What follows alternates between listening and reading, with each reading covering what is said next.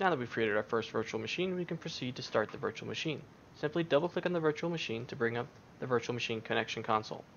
Once you're in the console, hit Start to start and virtually power on the virtual machine.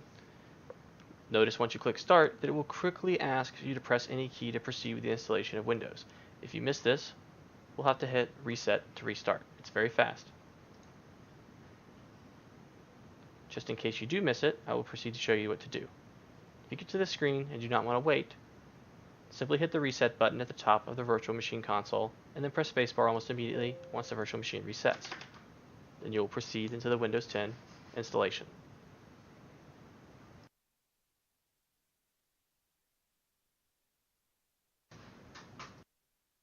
Just as with any Windows installation, you can continue to click Next, Install,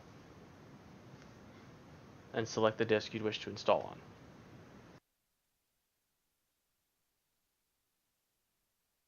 Since we're only running it for a trial basis, we will select I don't have a product key to continue.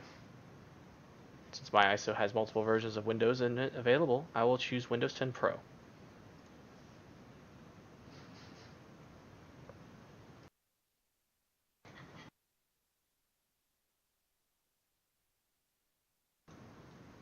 Since this computer is not being upgraded and is a fresh install of Windows, we will choose Custom and select the single disk we just created. From here, the Windows installation will proceed as normal.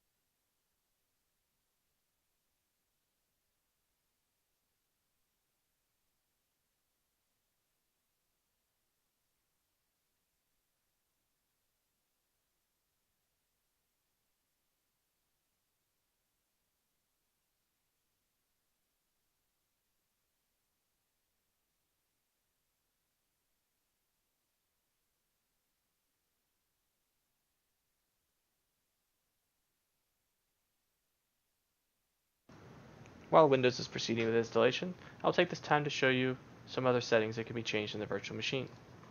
You can edit the settings of the virtual machine by right-clicking the VM and selecting Settings, or selecting it along any of the other available columns.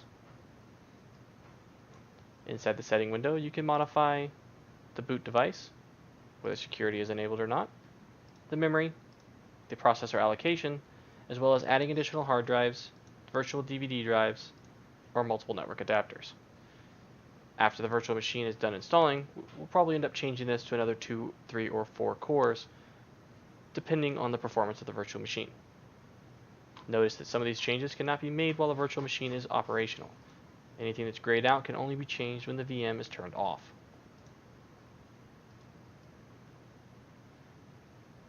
Just a few more minutes here and our Windows installation should be complete.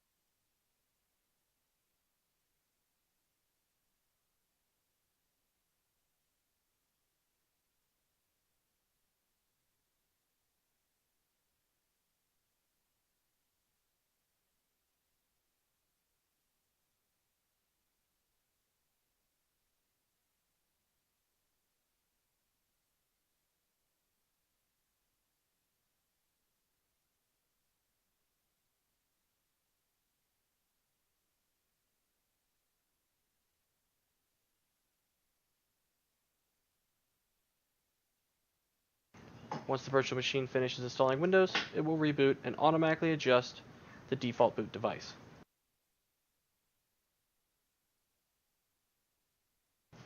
After Windows is finished installing, you can select Media and eject the Windows 10 DVD.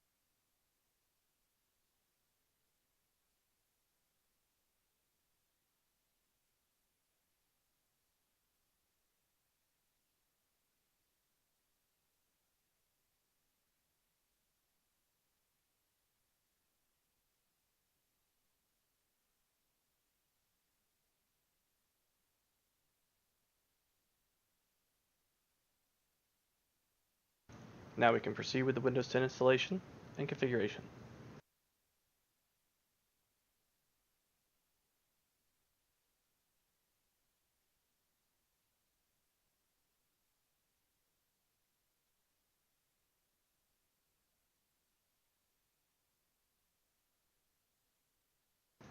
Here I will pause the video as updates may take some time.